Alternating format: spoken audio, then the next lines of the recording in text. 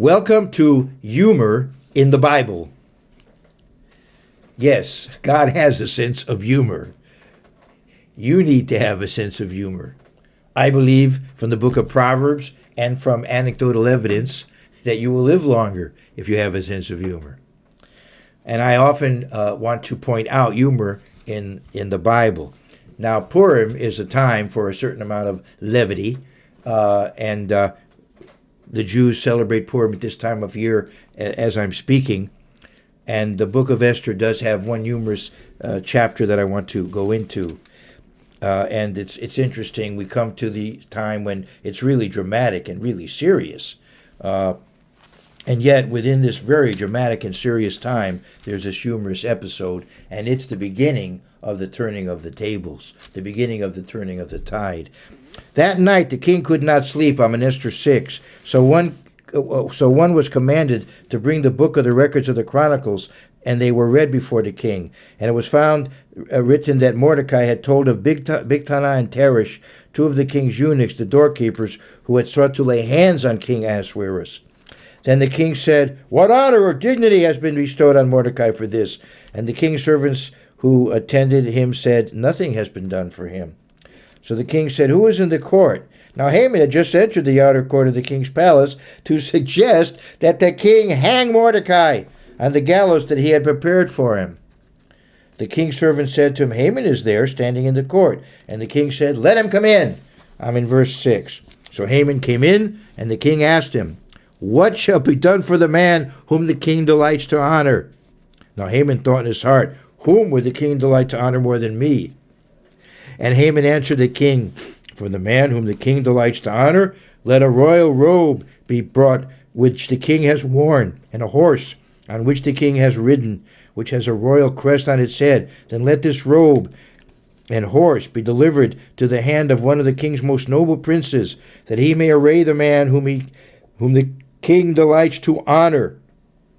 Then parade him on horseback through the city square and proclaim before him, 'Thus shall it be done to the man whom the king delights to honor.'" So Haman had a good idea there.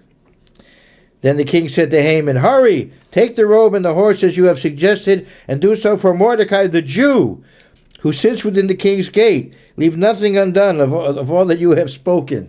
Now, even though he had given Haman permission to destroy all the Jews, now maybe at this point he somehow didn't recall that, which is sad, but that's the way absolute monarchs can operate. When they have life and death power over people, they can make decisions and then move on to something else and maybe not even remember.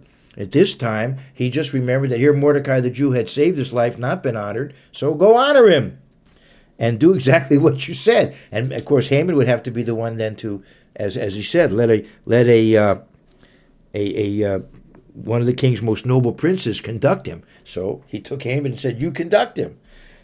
So Haman took the robe and the horse, arrayed Mordecai, and led him on horseback through the city square, and proclaimed before him, "Thus shall it be done to the man whom the king delights to honor." And so you see, this was the beginning of the end for Haman. This was the beginning of the turning of the tables. So in other words, you could say that God had the last laugh. That's the point. It reminds me of when I was a young man in New York City during the 1960s.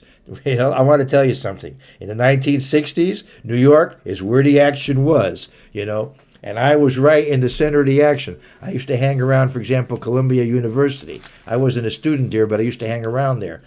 And on the subway was written, "God is dead, Nietzsche." And then under it, "Nietzsche is dead, God." So God had the last laugh on the subway there. And he had the last laugh here. Verse 12. Afterward, Mordecai went back to the king's gate, but Haman hurried to his house, mourning and with his head covered.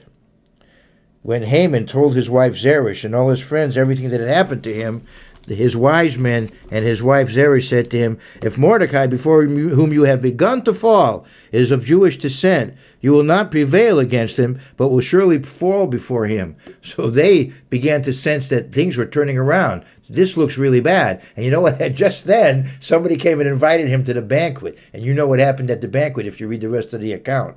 That's where he was exposed.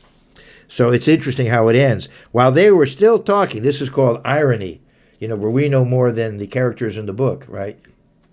While they were still talking with him, the king's eunuchs came and hastened to bring Haman to the banquet which Esther had prepared.